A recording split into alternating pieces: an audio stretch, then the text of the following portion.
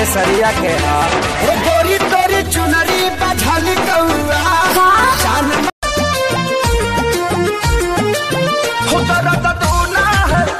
जब से सोना है जाके सवतन को गिफ्ट ये अनोखा दिया है भतारी मेरा होली में धोखा। प्रणाम जीजा जी। खुश रह आबाद रह भर होली बर्बाद रह।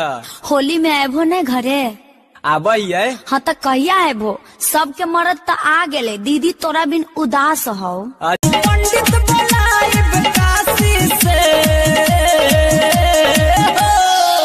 आज सोनिया डराई बरफियल छोड़ब तो सुन कोलंबिया है खलासी। ए महारानी ए सुदर बाजू खाना वाला क्या बनाई दादा माई क्या देखी तो नौकर है क्या कि तो हुरे का बना के दे दिया हमर माई तो इतना दहेज दे के शादी कर ले वाला तो खाना बना खाती तो दहेज देले बाटे तो खाना नहीं बनाई तू का नहीं हम खाना नहीं बनाए न नोन जनान न तेज जनान न खाना बनाओ ढंग न कोनो लूरबा एकदम खाली परेशान करके देखो मेरा सुबह खोल ला का ठूस ठूस तो क्या आपके 72 जारी चाय वाला तो ये काट के पूछा था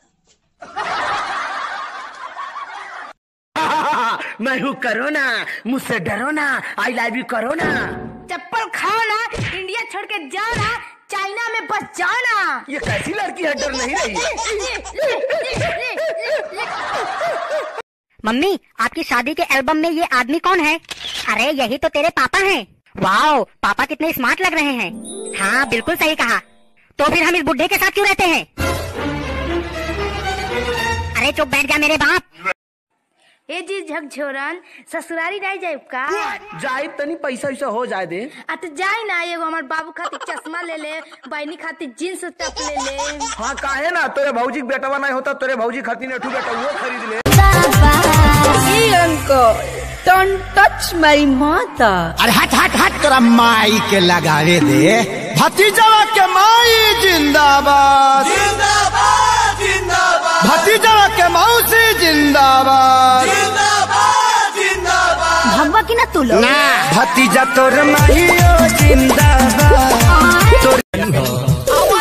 होलिया में पीके पियाना बहुआ रंग तो समहलाई लखनऊआ। होलिया में पीके पियाना बहुआ रंग तो समहलाई।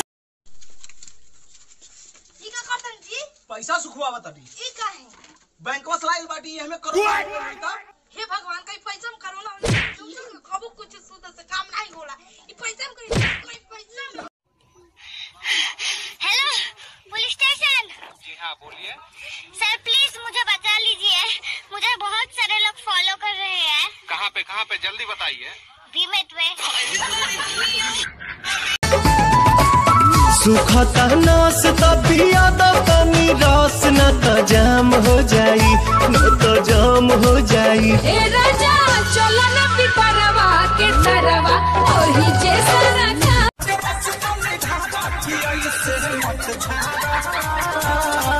क्या हुआ जवानी फिलहाल क्या हुआ जवानी फिलहाल खिला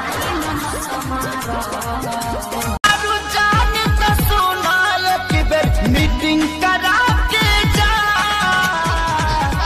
जाए से पागीले ससुरवा अपना साथी से सेटिंग। खिच मेरी फोटो ले खिच मेरी फोटो ले खिच मेरी फोटो पिया।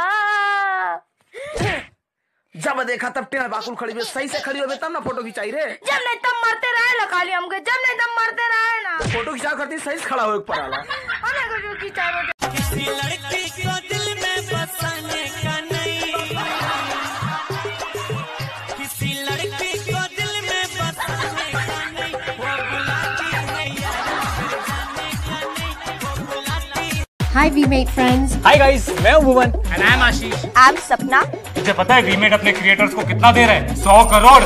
वीमेट अपने क्रिएटर्स के साथ शेयर कर रहा है पूरे 100 करोड़। तो क्या सोच रहे हो? Go and search VMATE। वीमेट दे रहा है 2 लाख रुपए पर मंथ कमाने का मौका। बनिए वीमेट क्रिएटर, शेयर करिए 100 करोड़ रुपए। Search VMATE। वीडियो शूट करो और पैसे कमाओ। Hello VMATE।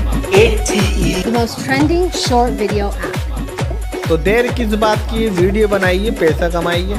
चले, हमें भी वीडियो बनाना है।